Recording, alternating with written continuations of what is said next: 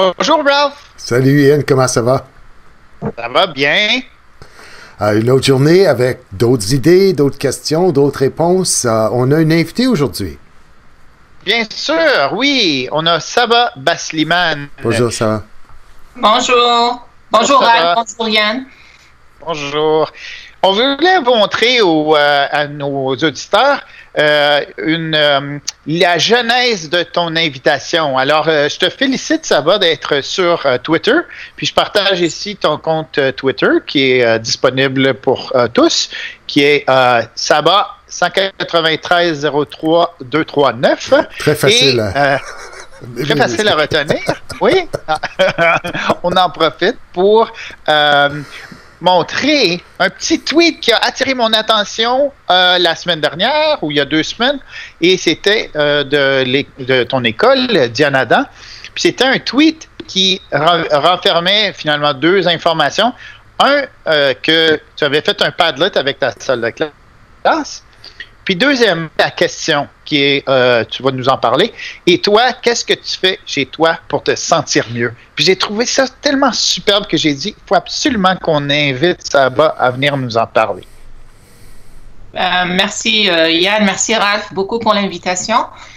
Au fait, la question est venue parce que c'est vrai qu'on parle beaucoup de travail pendant l'enseignement à distance, mais je me disais, est-ce qu'on prend le temps aussi de parler des sentiments des enfants, comment ils se sentent par rapport à ça? Puis, parfois, on prend pour acquis que oui, ils se sont habitués à cette routine et tout ça, mais c'est pas toujours facile. Donc, ce qui a déclenché, c'était vraiment la semaine de la santé mentale, puis toutes les ressources qu'on a reçues, les capsules, des autosoins, puis je me suis dit, donc, j'ai le droit de parler avec eux parce que je ne savais pas à quel point je pouvais entamer cette conversation. Puis, je ne savais pas qu'est-ce que les parents avaient dit. Je ne savais pas qu'est-ce que je pouvais dire aussi. Puis, quand j'avais visionné les capsules qui étaient faites par l'équipe de santé mentale, puis les travailleurs sociaux, d'ailleurs, je les remercie parce que c'était vraiment un beau travail. Puis, à la fin de l'une des capsules, il y avait cette question qui était vraiment simple, mais je trouvais que le message était vraiment profond. Ça disait, toi, tout simplement, qu'est-ce que tu fais pour te sentir bien chez toi? Puis, donc, on a discuté avec les élèves, on a parlé, ils étaient vraiment contents. Pour une fois, on ne parle pas de travail, puis on parle juste de bien-être. Puis, on a parlé comment ils se sentent, comment ils sont en train de vivre cette situation qui n'est pas toujours facile. Puis c'est comment ils font dans le confinement, comment ils passent leur journée. Puis voilà, on a démarré la conversation de ça. Est-ce que tu pourrais nous montrer ton Padlet? Oui, bien sûr. Merci. Parce que ça va être très révélateur de voir les commentaires des élèves suite à cette question-là, je crois. Oui. Au fait, est-ce que vous le voyez maintenant? Oui. Oui. Oui, super. Alors, au fait, le début, c'était, dans mon groupe, j'ai des élèves qui parlent aisément de ce qu'ils ressentent, mais j'ai d'autres élèves qui ont de la difficulté à en parler. Il y a même des élèves qui ont de la difficulté à activer leur micro juste pour répondre à une question simple. Donc, je me suis dit, pour parler émotions et sentiments, c'est sûr que ça va pas être facile. Mais en même temps, je voulais rejoindre tout le monde. C'est pour ça que je me suis dit, peut-être que s'ils arrivent à l'écrire, ça va être plus facile de le dire. Donc, voilà, ils ont tout de suite embarqué. J'ai pas eu de réticence. Et même d'ailleurs, ce que j'ai remarqué ici, c'est que, donc, sans nommer l'élève, mais ceux qui ont parlé le plus de sentiments, c'est ceux qui n'auraient jamais parlé de ça. Si c'était une conversation à l'oral, comme si je prends l'exemple de l'élève qui, ici, il dit, selon moi, quand je suis triste, j'étais vraiment surprise parce que c'est pas un élève qui parle de tristesse d'habitude. Même si je lui dis, est-ce que tu es triste? Il va dire, non, je suis pas triste. Donc, pour lui, peut-être que tristesse, c'est pas un sentiment qu'il devrait exprimer. Et là, j'étais vraiment contente que c'est lui qui a parlé de tristesse. Il y a un autre commentaire qui m'a vraiment touchée. C'est un élève qui a écrit... Ok, j'essaie de le trouver.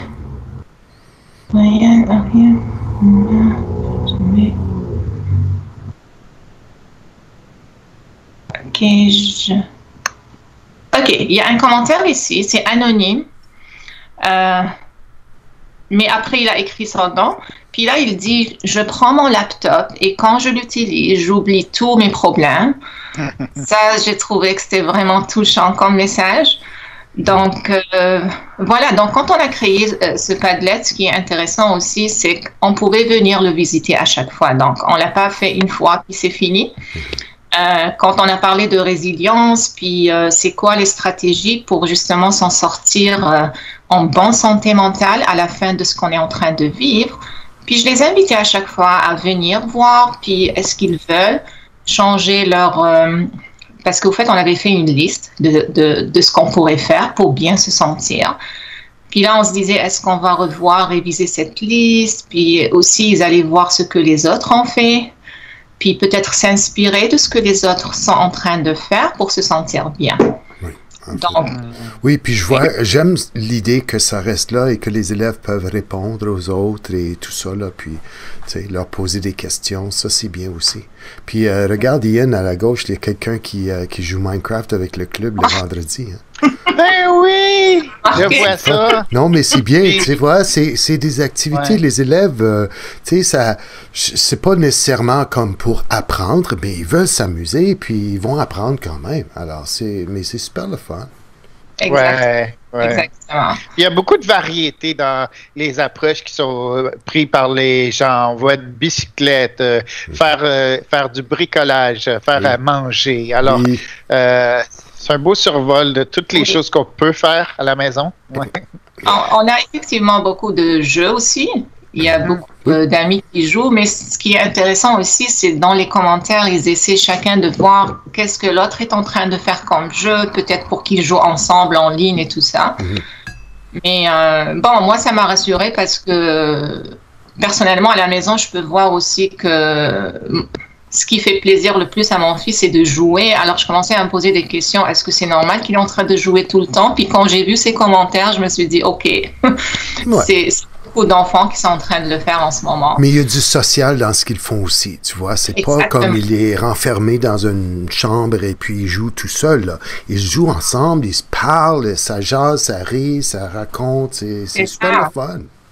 Surtout les enfants qui sont seuls à la maison, parce qu'il y en a qui sont enfants uniques. Je me dis, au moins, il a cette occasion de socialiser avec les autres. C'est... ouais. Ben, merci, Saba, pour le beau partage. Puis, merci pour ces beaux élèves aussi qui ont osé partager avec toi puis, et avec nous indirectement. Alors, c'est bien apprécié. Oui. Merci beaucoup. Au revoir. Merci. Au revoir, Saba. Bye, Saba. Ça, c'est... Tu sais, je pense des fois à ce que les élèves vont retenir de cette expérience-là après. Tu sais, dans 5 ans, dans 10 ans et tout ça. Je pense que ces occasions-là sont... Tu sais, on est en train de créer des mémoires là, qui vont durer longtemps, des belles mémoires. Tu sais? Alors, je pense que c'est important...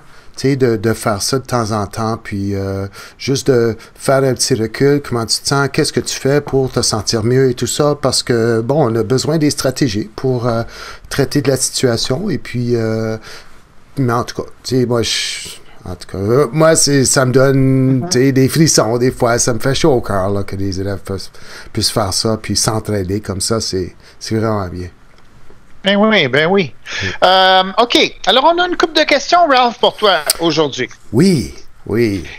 La première, c'est au sujet des enregistrements des réunions. Alors, on sait que quotidiennement, les enseignants, ils vont créer finalement un nouvel enregistrement. Puis là, ils commencent à en avoir beaucoup. Nous autres, on en a comme 25, mais les profs aussi. Alors, la question, c'est, est-ce que si je veux mettre tous ces enregistrements-là ensemble dans un endroit, est-ce que c'est possible, ça? Oui, et la réponse, c'est oui. Il y a quelques étapes, mais je pense que... Tiens, je vais juste partager mon écran là, en attendant. Il y a quelques étapes, mais je pense que c'est pas trop compliqué à faire. Puis, ce dont tu parles, c'est dans la page ici des publications. C'est que s'il y a des messages ou autre chose entre les enregistrements, c'est très difficile. Alors, moi, ma suggestion, c'est...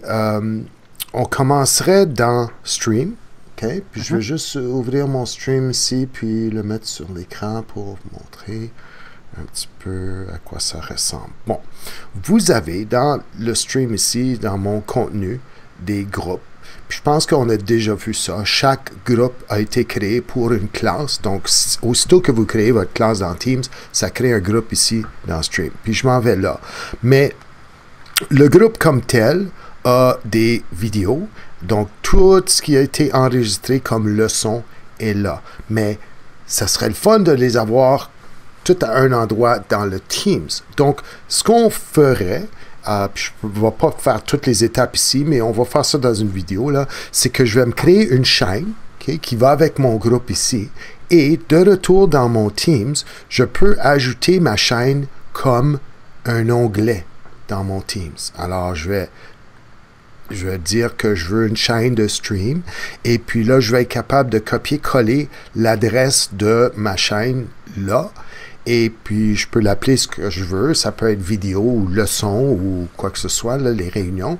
Et puis là, dorénavant, ça va être publié sur le canal général là, de mon équipe. Et puis, les élèves peuvent se référer n'importe quand. Ils vont cliquer là-dessus et toutes les vidéos seront là en ordre chronologique ou en ordre de popularité, comme on veut. Là, on peut choisir quel algorithme qu'on utilise pour déterminer l'ordre.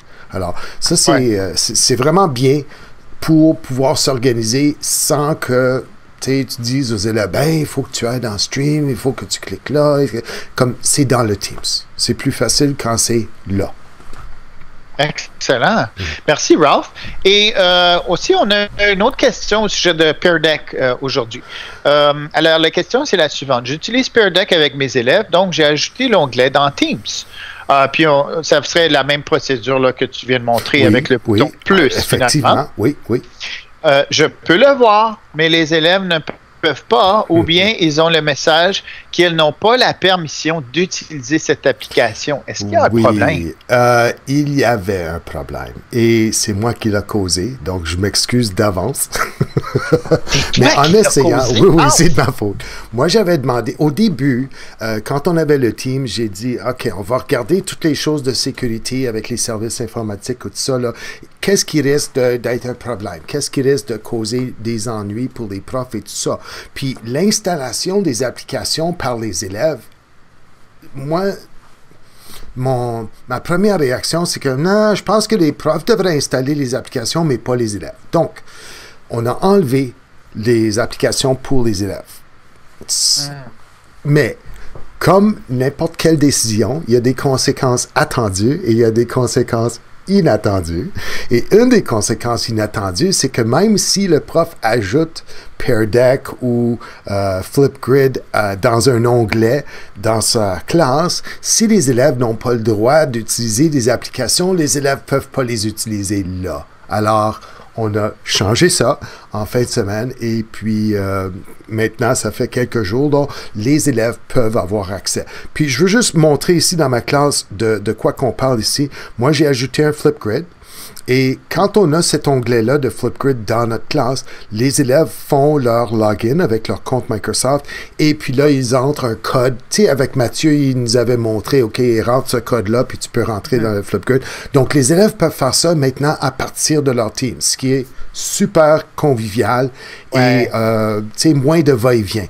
Mais, dans les 2 dernières semaines, puis ça continue encore la semaine prochaine, les services pédagogiques ont donné des formations à distance sur toutes sortes de différentes applications.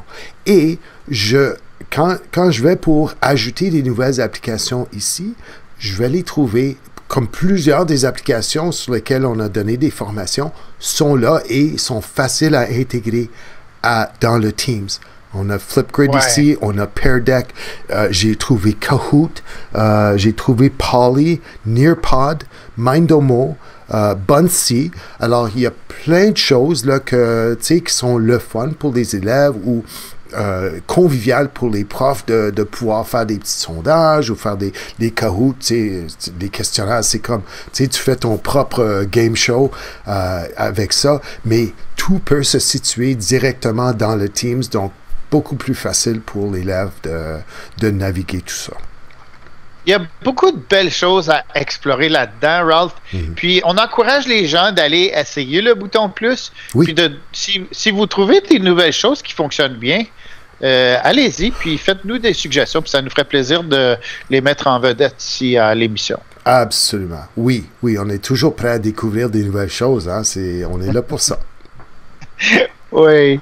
Alors, c'est tout pour aujourd'hui, Ralph? Oui, une autre journée. Alors, on revient demain avec d'autres idées pour l'enseignement à distance, d'autres questions, d'autres réponses. Et puis, n'hésitez pas de laisser des commentaires s'il y a quelque chose que vous vous posez comme question ou que vous aimeriez qu'on regarde.